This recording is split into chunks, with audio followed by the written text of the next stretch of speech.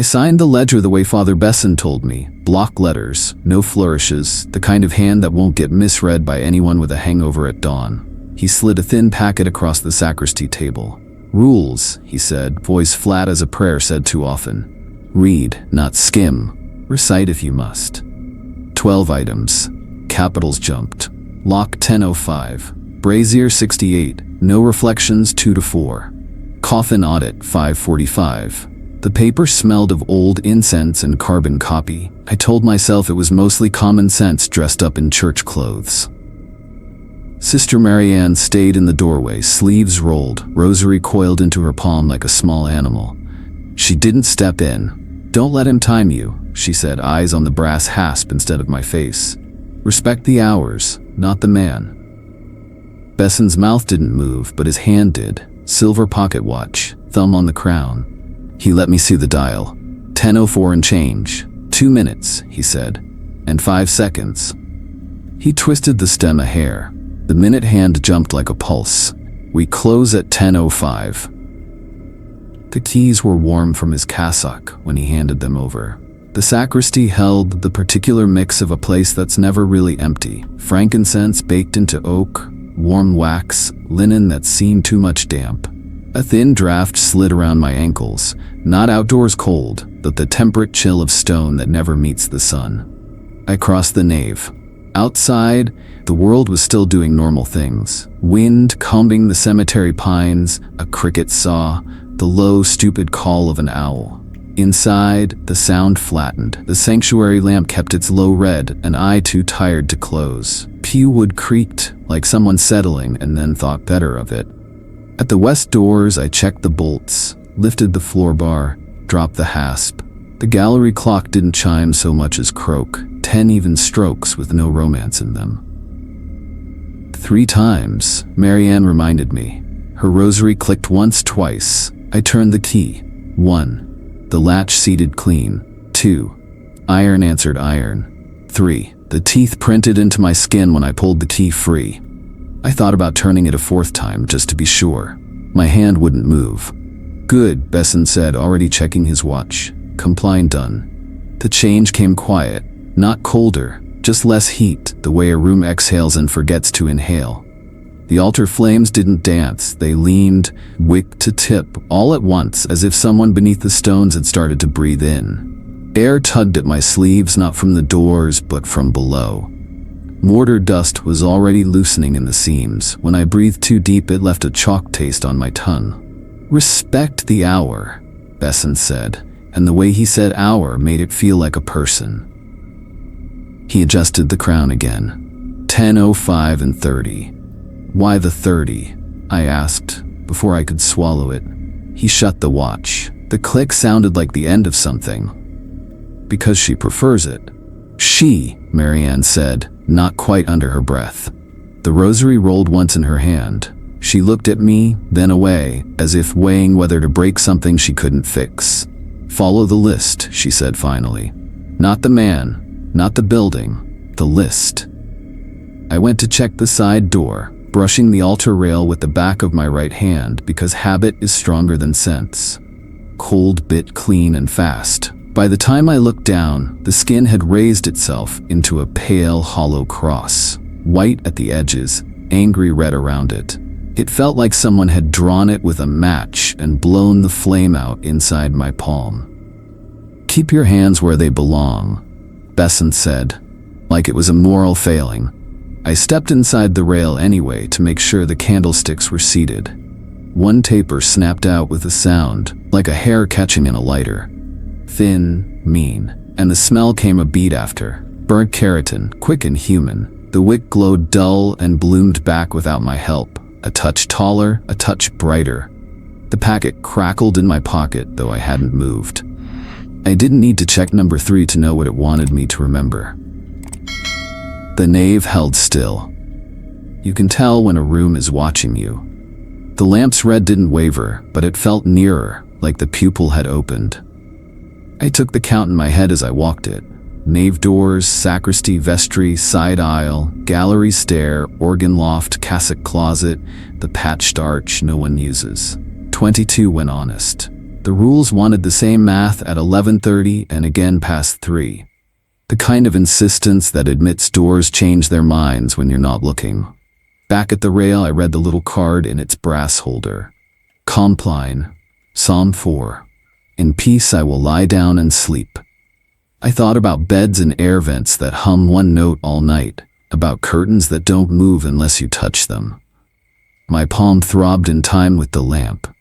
Wax was warm in the air. Beneath it, the chalk taste of old mortar. Under that, the faint metal of a nosebleed I hadn't had yet. Besson put the watch away and looked almost pleased. If you lock late, he said, you'll be the one she notices first. Who? I said, and Marianne's beads clicked hard enough to be a warning. The hours, he said, or the one who owns them. You'll learn the difference. They left me with the list, which is a kind of company, and the lamp, which isn't. The thurible chain whispered against its hook in the sacristy when the draft found it. I stood there until my breathing matched the length of the nave. The hollow cross burned once, brief and clean, as if to say it had taken. At 10:06, the sanctuary lamp breathed in. And something under the floor breathed with it. I kept checking my watch, though it wasn't my watch. The one in my pocket belonged to the chapel, thick-bodied brass, older than I was. The packet said first count at 11:30, and my nerves said, don't miss it. The nave was a tomb with chairs. Every sound fell short. The lamp kept its red stare. The hollow cross burned in my palm like a watermark, fading in and out when I flexed my hand. I told myself the mark would be gone by morning. I told myself a lot of things. At 11:25, the air started to notice me again. My shoulders were damp. The draft from the crypt had thickened, not cold, not warm, just the kind of humidity that sticks to you like someone's hand on your back. Outside, I thought I could hear the cemetery trees moving in the wind. Inside, nothing moved, unless I did. I walked the nave slow, counting under my breath. 1, 2, 3. Doors, hatches, shutters, closets. The sacristy latch clicked in the same honest way as before. 10, 11, 12. Gallery stair, organ loft, cassock closet, 19, 20, 21, 22. That should have been it. But the number didn't stop in my mouth. 23. It was a narrow door tucked into the north wall. A place I would have sworn was plastered 10 minutes ago. Brass knob, corroded but oiled enough to shine. The lintel was stenciled with a half-erased line of text. Psalm 47. Only half the verse was there. The rest had been scraped, like someone ashamed of finishing the thought. I didn't touch it. Rule number 4 said don't. I just wrote the number in the margin of my rule sheet with shaking fingers, 23. Next to it, number 47. Psalm? The hair on my neck shifted before my eyes did. The glass in the nave windows had taken on a shine it didn't have before, as if the moon had crept behind them. I knew rule number 9 already. Do not look at reflections past 2. This was early. It still counted. I tried to keep my head down and my eyes on the floor, but peripheral vision is a liar. The reflection moved off beat. When I breathed in, he breathed out. When I stood still, he tilted his head, just a fraction too late. The stained glass showed a figure seated in the pew across from me. Cloaked, but not in the right colors. White veil draped down, swallowing the face whole. My hands were sweating against the rule packet. I didn't want to look, and I did. He smiled. No. Teeth smiled. I didn't. The reflection did. Teeth caught the moonlight in the glass even though my own mouth was locked tight. It was like watching a recording of myself, a second delayed, only it wasn't myself. The smile was longer, sharper, like the glass was teaching me a new expression. My scar flared, the hollow cross etching hot against skin. And then the voice.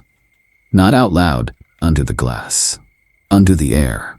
Latin jumbled, reversed, the way a tape machine coughs up syllables. Sancta. Non. A word broken in half. I couldn't catch the rest. My ears rang as if something was testing whether they were ready to hear more.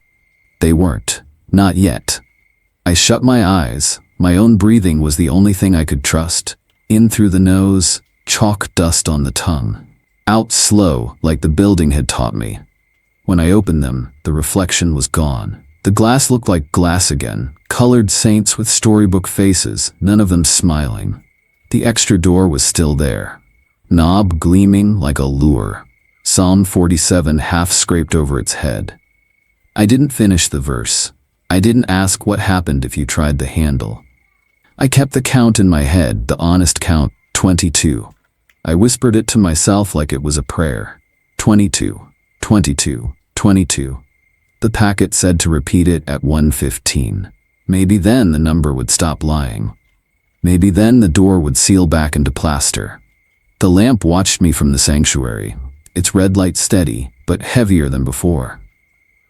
I sat a while, because my legs felt like water and my throat was dry with chalk. I wrote the number again in the margin, harder this time, 23. At 11:31, the sanctuary lamp leaned as if something below had exhaled, slow and pleased. I didn't smile, but in the glass above me, something did. The nave had gone still again after the first count, still in the way a lung holds air, waiting for something to force it out. I sat at the front pew with the packet half folded in my pocket and the cross-shaped scar pulsing slow under my skin. I told myself it was circulation. I told myself a lot of things. The brazier sat near the altar, black iron belly with its belly full of coals. It had been burning steady since I lit it at 10. The rule sheet said 68 degrees. Keep it there. I didn't know how I was supposed to measure that. There was no thermometer. No gauge, just the way the heat reached your hands when you hovered close. Just the way the smoke should curl. White gold, not black, not faint. At 12:35 the smoke faltered. It didn't rise so much as fall sideways like the air above the brazier had gone hollow. When I brought my hand close, there was barely warmth, like the fire had slipped underground. The packet whispered in my coat. Number 7. I opened the sacristy cupboard. The brass thurible hung on its chain, still warm from earlier use. I scooped a small handful of coal, dropped it in, and gave it a breath. The ember flared, weak but enough. I poured a pinch of myrrh over top. The resin hissed, then sighed, and smoke licked up the chain. The thurible exhaled with a sound like teeth clicking together. The knave took it in. Smoke hung lower than it should, barely rising above my knees, drifting sideways as if sniffed by something I couldn't see. Pause. I carried the thurible to the brazier and tipped in the coal. The ember caught, then dimmed again. The flame refused to wake, like a patient refusing medicine. The iron skin of the brazier felt too cold for something that should have been lit 3 hours. I bent to clear the ash pan. The dust inside was heavy, clumped. Not the light gray of wood ash, white with black veins, dense like chalk. I remembered number 7 again. Ash must go into the sacrarium drain, not the bin, not outside, only the drain. The drain was a slit in the sacristy wall, brass cover worn smooth by centuries of poured water. It led straight down into the earth, never touching common pipes. The priest told me once that nothing poured there was ever meant to mingle with sewage, only holy things. Pivot. I lifted the ash pan with both hands. The weight was wrong, dense as wet sand. My scar flared, the hollow cross burning like someone had pressed a hot key into it. I carried it to the drain, tipped it, and watched the ash slide. It didn't slide. It pulsed. Clumps thudded into the drain like handfuls of meat. The smoke rising from them was darker than myrrh, darker than anything I had burned. And underneath the rattle of ash against brass, I heard the first whisper. Not English, not French. A name, dragged thin, Rosalia. I froze. The chain of the thurible trembled in my hand as if something had plucked it. The drain vibrated like a throat. My scar ached so hard I nearly dropped the pan. The whisper came again, this time broken into syllables. Ro-sa-li-a. And then, lub-dub, lub-dub. A heartbeat, slow, deliberate, echoing up the pipe from far below. Not mine, I checked. My chest was hammering faster, desperate. This was steady, deliberate. Too heavy for a human chest. Twist. The scar flared, driving my palm against the latch at the side of the altar. The brass was freezing, and it gave under my touch with a too smooth for something that had been untouched in years. I jerked my hand away, but the latch had already shifted a fraction. I waited for something to burst up, for the floor to open. Nothing did. Just the smell of old iron and myrrh smoke, acrid now, heavy like hospital air. I forced the latch back in place with my sleeve wrapped tight around my fist. It took 3 pushes before it sat flush. My scar wouldn't stop throbbing, like it wanted to press again, like it wasn't done. I shut the cupboard, set the thurible on its hook, and wrote in the margin of the packet, 12:35. "Drain spoke," said Rosalia, heart sound. My handwriting leaned sideways from the shake in my fingers. The lamp in the sanctuary flickered once, then steadied. Smoke drifted up in a straight line again. The brazier's heat returned enough to sting when I held my palm close. I should have been relieved. Instead, I sat on the cold floor, back against the pew, ash grit on my knees. My ears swore they still heard it. Lub-dub, from under the earth, from under the chapel. And my scar, raw and white now, answered it in time. The nave had swallowed the whisper from the drain, but my ears kept hunting for it long after it stopped. Lub-dub. I couldn't tell if it was memory or echo. The packet lay open on the pew beside me. Rule number 9 glared in red, 2 to 4 a.m., no reflections. It was only 1 o'clock, but the chapel had started to blur the borders of its rules.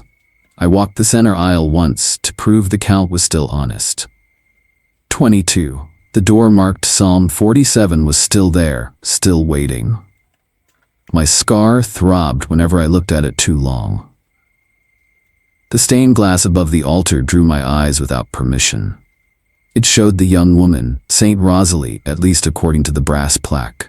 A white veil hung over her head, flowers at her feet, hands folded at the level of her chest. The glass was supposed to be still, brittle, a window pretending to be art. At 1:02, a fracture crawled across it. Not a break. No shard fell. The lead lines bent the way a soap bubble thins when you breathe too close.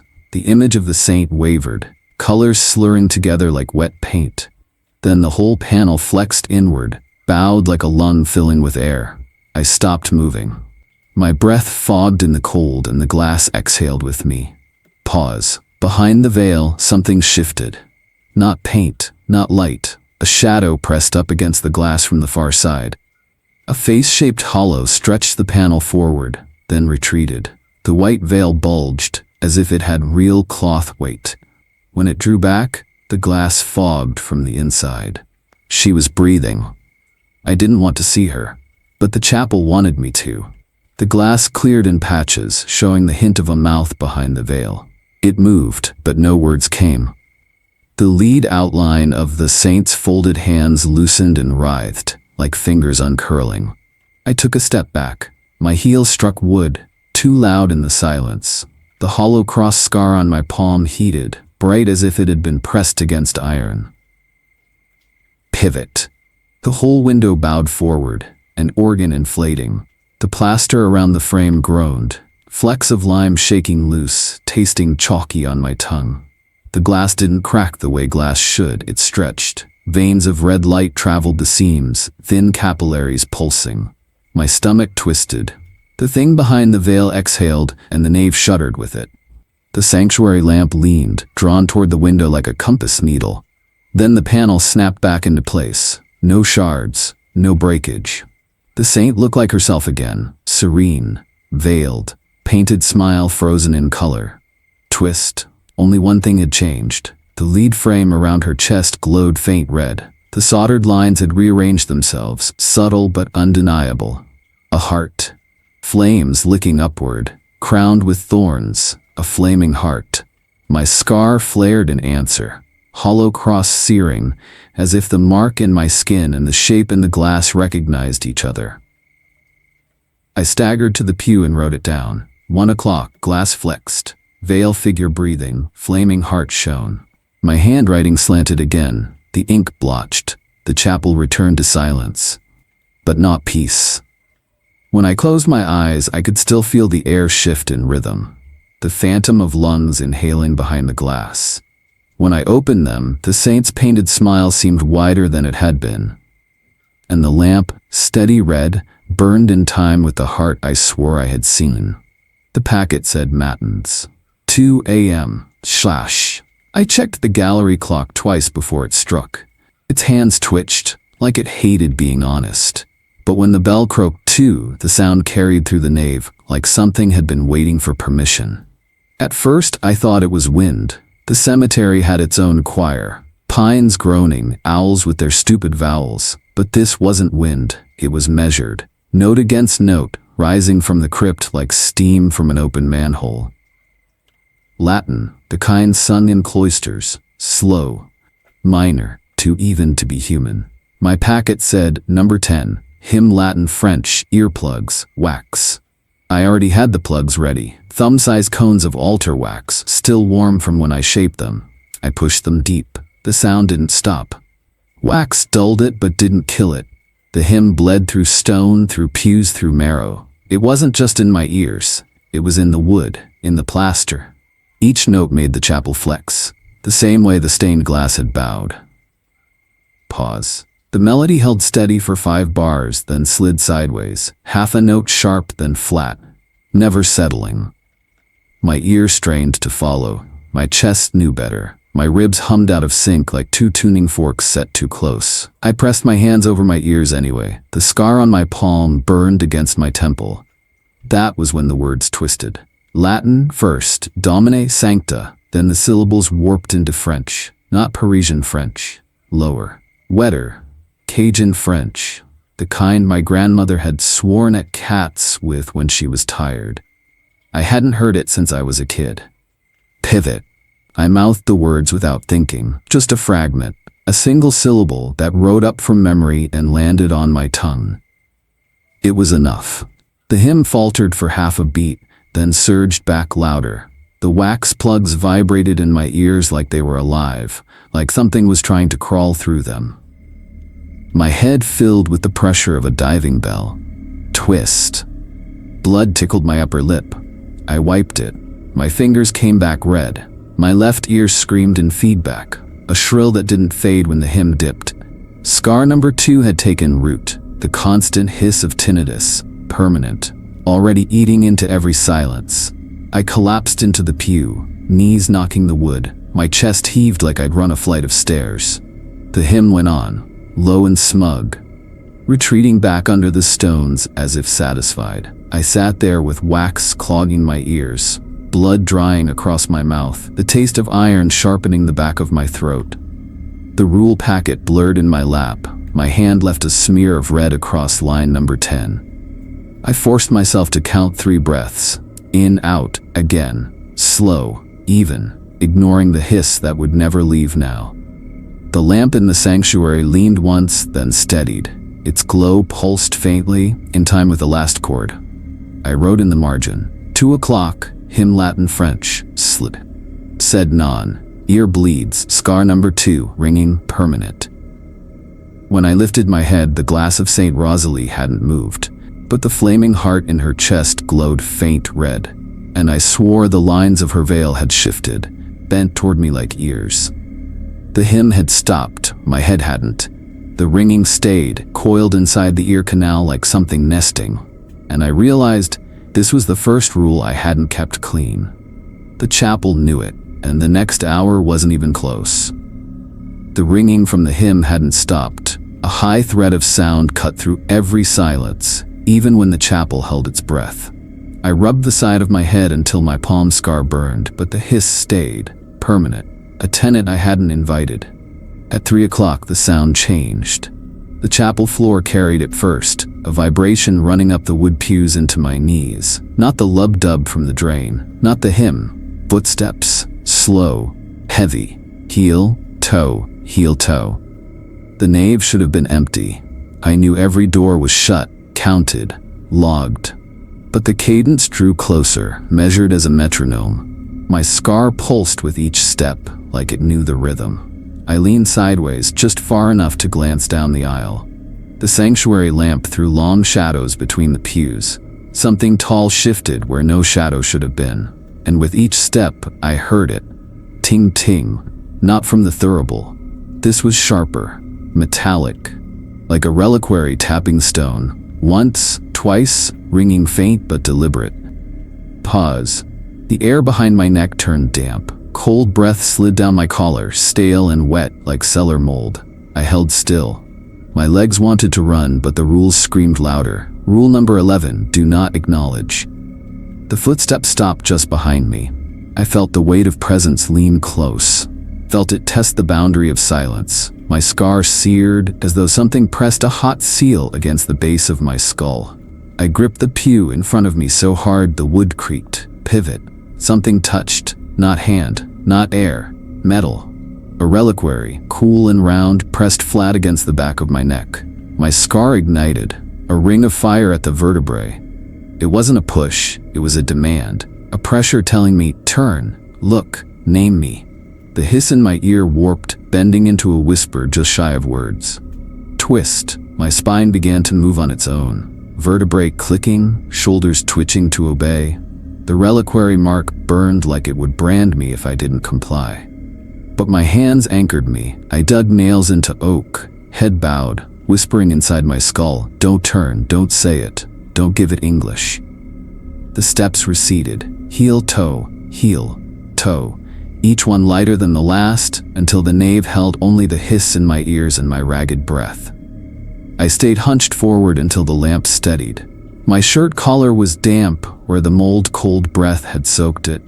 When I touched the back of my neck, my skin bore a new scar. Circular, red, the shape of a reliquary seal. Scar number 3. I wrote in the packet with shaking hand, 3 o'clock. Figure in aisle.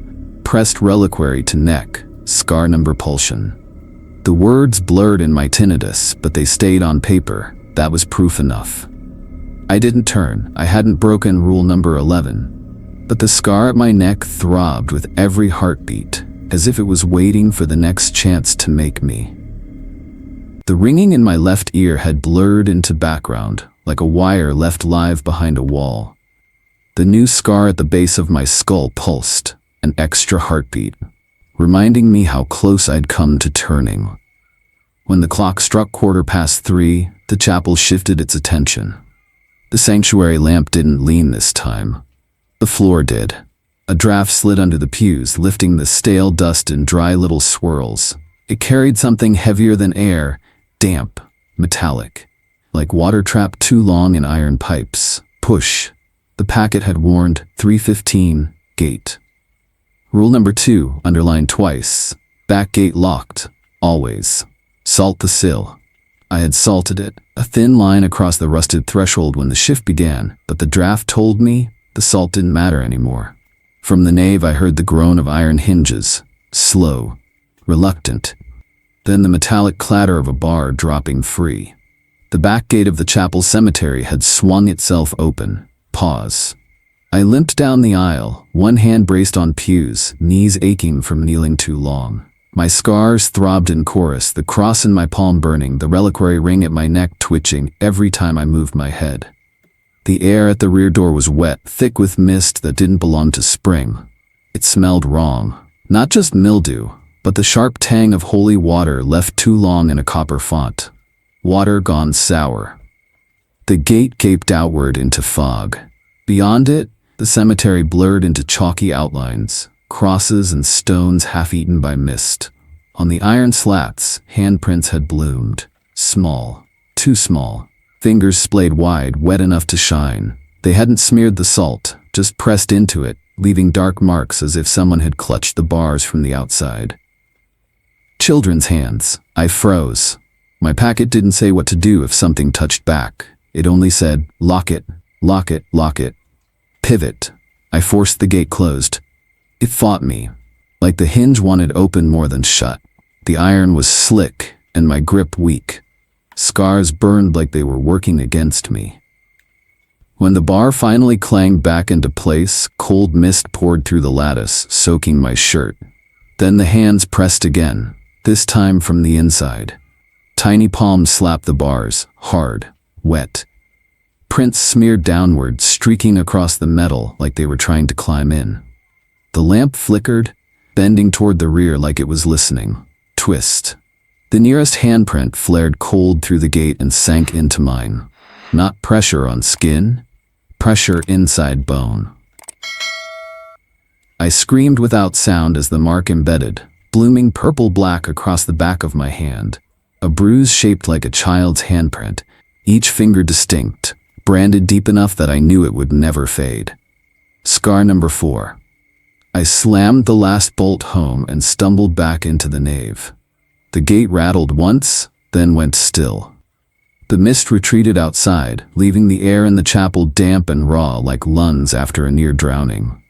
I wrote with shaking hand, 3:15, Lod's Gate. Salt failed, gate opened, handprints pressed. Scar number 4, bruise, permanent. The ink smeared under my palm where sweat and fog had soaked the page. Silence returned, but it was no comfort. The bruise throbbed in rhythm with the tinnitus in my ear, the cross in my palm, the burn at my neck. The chapel was collecting me piece by piece. And the lamp, faithful as ever, tilted slightly toward the rear door, as if it expected the children to try again. The bruise on my hand throbbed like a second heart, child-sized. As I limped the chapel's north aisle, the packet said another door count was due at 3:40 a.m. My eyes kept snagging on shadows between pews, afraid of finding a 23rd latch. Push. I heard it before I saw it. A wet, hitching sob, close and low, like someone trying to cry through water. Then a voice, thin, almost whispered against the stones. Nadie, my knees locked. No one here should have known that name. My sister had. She'd used it when we were small, before the fever. The sound came from under the stairwell to the choir loft, a door I hadn't logged, barely 4 feet high, iron hinges scaled with green rust. Its wood was damp, swollen, pulsing with each sob. Pause. I shouldn't have gone near it. The rules had drilled into me. 22 doors. No more. Yet my legs bent, knees knocking, and I crouched before it like a servant at confession. The sobbing stopped. A handprint bloomed on the other side of the wood, small again, but fresh. Pressing hard enough to bow the panel outward, my scar burned, answering it. Nadie, please. I whispered her real name, tasted like rust on my tongue. My breath fogged the wood. Marianne's rosary clicked behind me. You hear it too, I said, voice breaking. I hear enough. Her voice was flat. Her eyes didn't leave the door. She held out a brass key, long as my palm, shaped for a lock I had never seen. Crypt, you'll need it. Pivot, her hand shook. As she extended it, her sleeve brushed the stairwell's stone. For a heartbeat, her reflection in the polished banister iron leaned wrong. It turned toward her a fraction late, and its hand reached first, her skin seared. A streak of red wax spread across her palm, blistering fast as candle grease. She gasped, clutching the rosary tighter, and the beads clinked like breaking teeth. Rule number 9. Broken. The little door shuddered, hinges wept orange flakes. I took the key anyway. Twist. The cry changed. No longer pleading, rhythmic now, like the chapel itself was learning to speak. Nate, Nate. I pressed the key to the crypt's padlock across the aisle. My scar in the palm throbbed, hollow cross pulsing to the same beat as the chant. The iron slot yawned. As the key turned that first notch, cold air sucked inward. Deep. Hungry. My wrist numbed. The lock pulsed once. Lub-dub, like the heart I'd felt in the drain. Scar number 1 flared white-hot, and my grip faltered. I tore the key free. The lock spat a cloud of frost. Behind me the child voice laughed, thin as glass splintering, and the little door thudded itself shut. Marianne's face had gone gray. She shoved her burned hand beneath her habit sleeve. You almost gave it what it wanted, she hissed. I wanted to scream back at her, to say she'd handed me the key, but my throat stuck. My thoughts sank in something worse.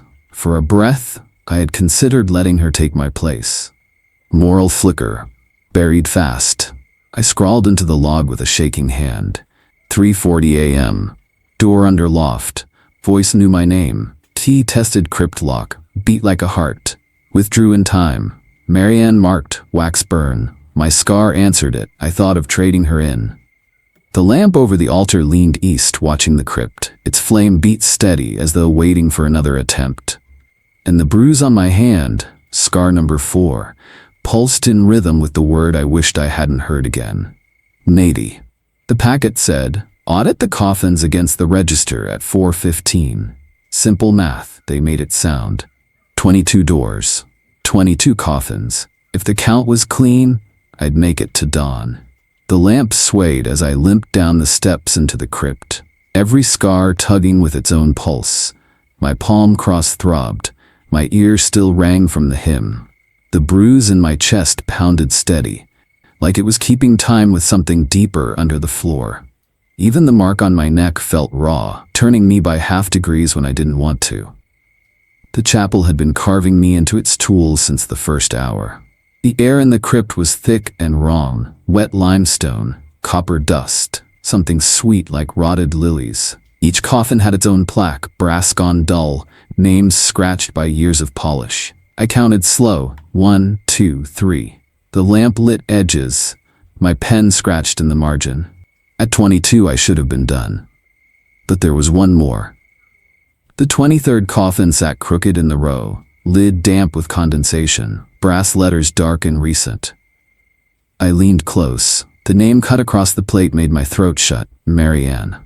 The letters weren't old, no dust, no tarnish. The wax smear from her hand, the red streak I saw at the door, glistened across the lid as if it had bled into the name itself. I reached out, then stopped. The packet had no rule for this. But the lamp swung closer, like it wanted me to look. The seam of the lid shivered. A string of beads slid out, clattering onto the stone. Half a rosary. Stiff. Brittle. Every bead clotted with dried wax and something darker. When I bent nearer, the coffin breathed. My tinnitus flared hard in the left ear, but the noise wasn't just ringing, it was syllables. Latin blurred at the edges. I pressed a palm to the coffin wood. The grain was slick, not with varnish but with oil, like skin sweated through it. From the crack in the lid came the words, warped and thin, carried straight through the bone of my skull. Rosalia non sancta. The sound stung, because my ear wouldn't let it filter. Scar number 2 made the words burn clear inside my head, as if the chapel had tailored me to hear what wasn't meant to be heard. The coffin shifted, groaned like ribs bending.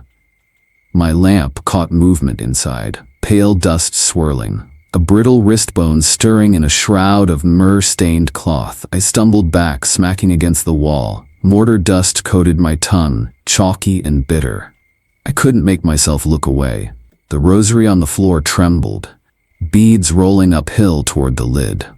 I thought of Marianne upstairs, her hand blistered red from the glass. Was this where she was always meant to end? The system didn't just count doors. It counted failures. It made coffins for them. I wrote the number down anyway. 23. My hand shook so bad the 3 looked like a scythe. The lamp flicked low, then steadied. The air pressed heavy, waiting to see if I'd call the overseer early.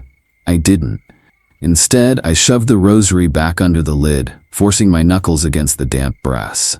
The coffin rattled like teeth grinding, then went still. The scar in my palm burned until I smelled singed skin. I climbed back up, register clutched tight, ears ringing with that phrase, Rosalia non sancta. I didn't know if it was a curse, a title, or just the truth. But the chapel had given me proof. It was writing new coffins before the bodies were even cold. At 4:23, the lamp above the nave steadied. My scars pulsed together and I wrote in the margin, extra coffins mean extra names. The chapel is already preparing hers. The packet said only, at 5, open the register. Confirm alignment with the count. It didn't say what to do if the register moved on its own. At 4:59 a.m., the nave was colder than the crypt had been. My scars beat together like a set of bells, palm cross burning, ear shrilling, neck jerking, bruise heart drumming. The lamp above the altar leaned forward like a witness waiting for me to confess. The register was bound in black calfskin, brass clasps clouded. When I set it on the lectern, it creaked like wet rope. My hands left sweat prints on the leather. At the first toll of the tower bell, the clasps unhooked themselves. The book yawned wide, pages riffled by no draft. They stopped at a sheet with a red seal smashed into the margin, wax still tacky. The lamp flickered crimson as if recognizing the authority stamped there. Directive 1871. I read it in a cough of Latin I should not have known. The tinnitus scar made the words ring inside me until I couldn't tell if I was translating or being forced to. The page listed numbers, then names, then a line drawn hard through them. At the bottom, someone had scrawled Psalm 47 and cut it out with a knife. The edges of the parchment curled like a cauterized wound. The next folio showed sketches, flaming hearts, veined and crowned. Notes in Latin, Rosalia non sancta sed sacrificium. Not a saint, but a sacrifice. The sound in my skull became a chant. My nose bled again. Drops stippling the register absorbed instantly as if the vellum was thirsty for it. When I blinked, my name was there. Ink black first, then red, then running. Letters spread wet across the line. The scar in my palm opened like a mouth and pressed itself flat against the parchment. I tried to pull back, but the page clung like skin. When I tore free, my handprint remained. Not ink, not wax. Blood soaked in, dark and final. The altar latch answered. It sprang without my touching it, the iron throat gaping as if my scar had whispered the code. My ears filled with the lub-dub I'd first heard in the drain, doubled now, urgent. I turned, because the lamp made me. Inside the opened cavity behind the altar stone lay the reliquary. Not a box, but a heart. Glass and brass formed its cage, veins of solder glowing faint. Inside floated a mass the size of 2 fists, red-black, suspended in oil. It beat once, twice. The flaming heart. It was no symbol, it was literal. Preserved and still alive. The lamp above bowed as if genuflecting to it. My ears rang until the words wrote themselves across my skull. Rosalia. Not saint. Sacrifice. I staggered back. My knees hit the rail. The reliquary heart pulsed harder, splashing oil against its glass like blood against a window. I thought I heard my own name inside its rhythm. Or maybe it was Marianne's. The register pages turned again on their own, past decades of names, all pressed through with stains. Each scar I bore answered in rhythm. Cross, ear, bruise, mark, beating with the reliquary like components in a machine. The book knew me. The heart wanted me. At 5:06 a.m., I forced the register shut, clamping the clasps until they cut into my skin. I scrawled in the packet margin anyway. The register lies. The altar confirms it. Heart still beating. The lamp burned steady, but the nave smelled of iron, oil, and something sweeter, like lilies left too long in stagnant water. And still, under it all, the lub-dub kept time. Not mine, not yet. The tower bell shuddered 3 times for terse. The register was still warm under my palm, the hollow cross seared into the page. The reliquary heart behind the altar pulsed slow as if resting after exertion. That was when the front latch rattled. Not from wind, from a key. Father Besson entered as if it was daylight, his cassock folded precise, shoes dry despite the wet stone. He carried his watch cupped in one hand, the thurible in the other. The chain barely clinked, though I smelled frankincense burning low. He looked once at me, once at the register, and then bowed toward the reliquary cavity. Terse fiat. His voice was not a greeting, it was a liturgy. Scar number 3 at my nape flared. My spine clicked, as if compelled to turn and follow his genuflection.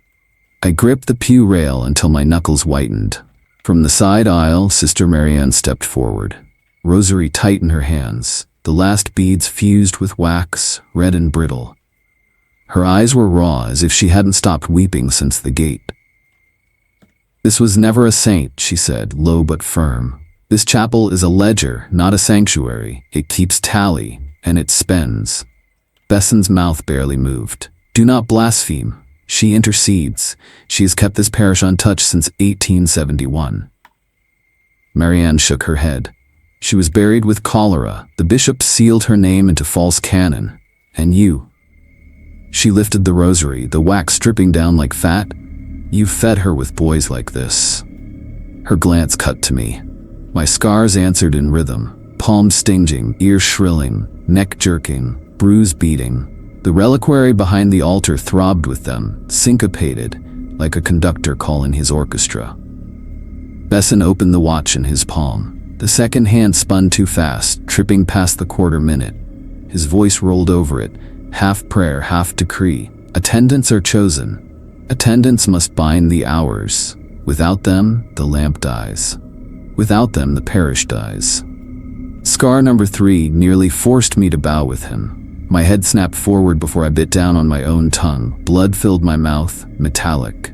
Marianne stepped between me and the altar. Her rosary cracked, beads falling, melting midair. She pressed the cross against her own palm until wax hissed into her skin. No more. Let it burn out. Let the parish die if it must. At least it dies honest. For the first time, Besson looked directly at her. His pupils shone like glass catching lampfire.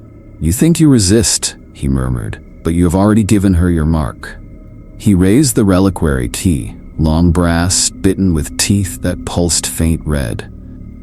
The lamp leaned toward it, recognizing. I tried to speak. My voice clotted.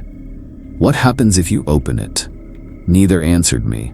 Besson fitted the key into the side wall where stone met shadow. A seam I had never seen there before yawned like a mouth. The reliquary heart beat harder, splashing oil against glass. Scar number 1 in my palm pulled toward it, desperate to match. Scar number 4 bruised deeper, a child's hand dragging me with it. My body wanted to step into the mouth. Marianne screamed. Not words, but a cry that cracked through the nave. She tore the rosary, the beads bursting into wax drops. She hurled the crucifix against the seam. It sizzled. It smoked. But the stone still parted. Besson stepped through. Not into the sacristy, not into any hallway I knew.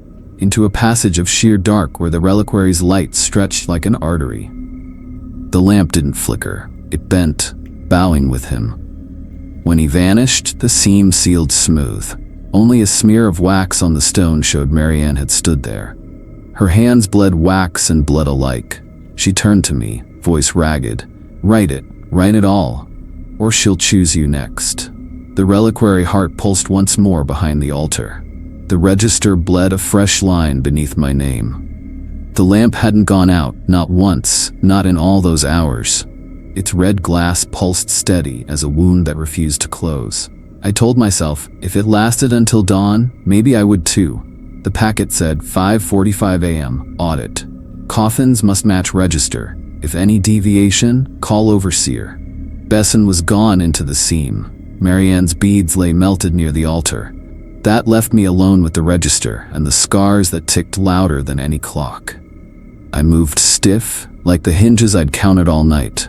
The bruise on my palm throbbed in time with the lamp. My ear hissed with a hymn that never ended. My neck twitched, wanting to turn to whatever waited in the aisle. My ribs ached with the weight of a child's hand. All 4 marks had become one machine. The crypt door was open. Inside, the coffins lay row on row. Mist leaked out of seams where no mist should be. I counted 22. No more, no less. The missing extra from before had folded back in. My throat went tight. Still, the packet demanded ink. I set down the log on the altar rail. My hand cramped around the pen, but the register opened by itself, vellum pages fluttering against no wind. My scars pulled my palm onto the paper. The hollow cross on my skin filled with blood that wasn't mine and stamped itself red across the margin. A line appeared beneath my name, written in letters that glistened wet, 5:45 a.m., present. Account settled. I wanted to believe that meant I'd passed, that the audit had closed. But the ink bled darker, curling into numbers, 1871. Psalm 47, the half-verse I'd seen above the 23rd door, scrawled backward beneath it. The chapel was finishing the circle. I lifted my head. The east window caught the first strip of dawn. Pale light struck the stained glass of St. Rosalie, and the face behind the veil wasn't hers anymore. It was the one I'd glimpsed in every reflection. The one the hymn had called, the one the reliquary heart had kept alive. The veiled saint looked out, veil fluttering as if in wind. Her mouth moved against the painted lead, and I heard it in the place my tinnitus had hollowed out. Next, my chest clenched. My ribs creaked like pew wood under strain. I thought of Marianne, her name already carved. I thought of Besson, stepping willingly into the artery of dark. I thought of my own scarred hand pressed into the book, already listed as present. What did next mean? Not yet, but someone. The lamp did not gutter. It leaned forward, as if attentive, its red flame a pupil locked on me. The reliquary beneath the altar beat once hard enough that dust fell from the rafters. The coffins below answered in hollow knocks. I wrote one more line into the packet, hand shaking, ink blotting the page. 5:58 a.m. Audit complete. Numbers match. Lamp steady. Entity active. Request replacement before next compline. It wasn't truth. Not the way the register wanted it. But I needed the lie to stand long enough for me to hand the packet over. The dawn bell tolled 6. Metal struck air, a note cracked and sliding sharp. The whole chapel seemed to flinch. I pressed my palm flat against the book. The hollow cross burned cold into the vellum, sealing the entry. When I lifted my hand, the mark remained, a child's handprint pressed over mine in dried brown. Not ink, not wax, something older. I don't remember walking out. I only remember the air outside, fresh, raw, too free after hours in that breathing tomb.